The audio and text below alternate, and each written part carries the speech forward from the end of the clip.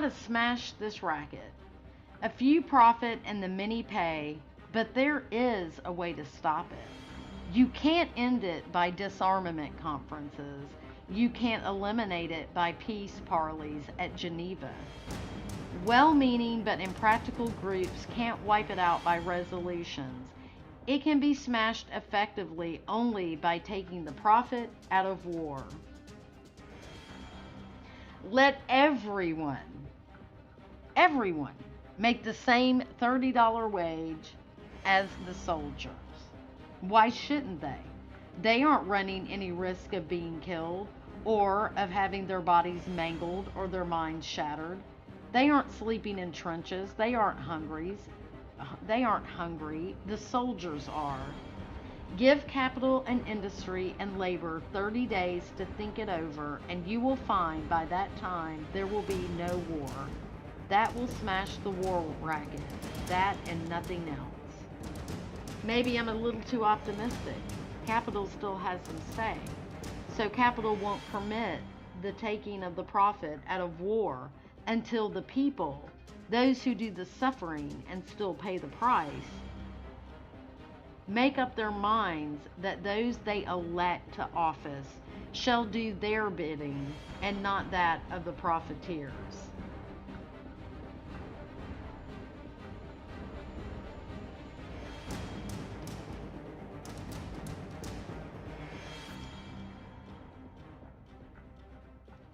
Only those who would be called upon to risk their lives for their country should have the privilege of voting to determine whether the nation should go to war.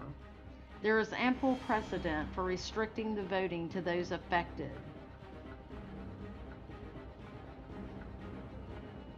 A third step in this business of smashing the war racket is to make certain that our military forces are truly forces for defense only. At each session of Congress, the question of further naval appropriation comes up. The swivel chair admirals of Washington, and there are always a lot of them, are very adroit lobbyists, and they are smart.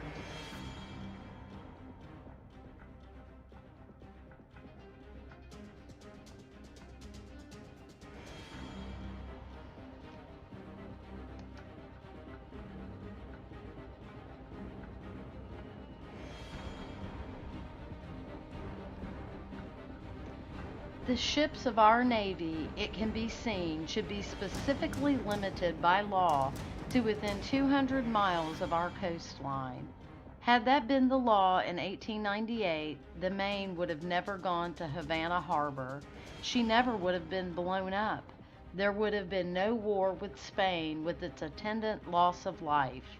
200 miles is ample in the opinion of experts for defense purposes. Our nation cannot start an offensive war if its ships can't go further than 200 miles from the coastline.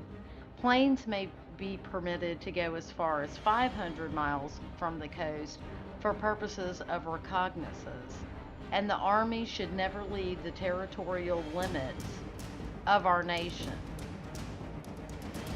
To summarize, 3 steps must be taken to smash the war racket.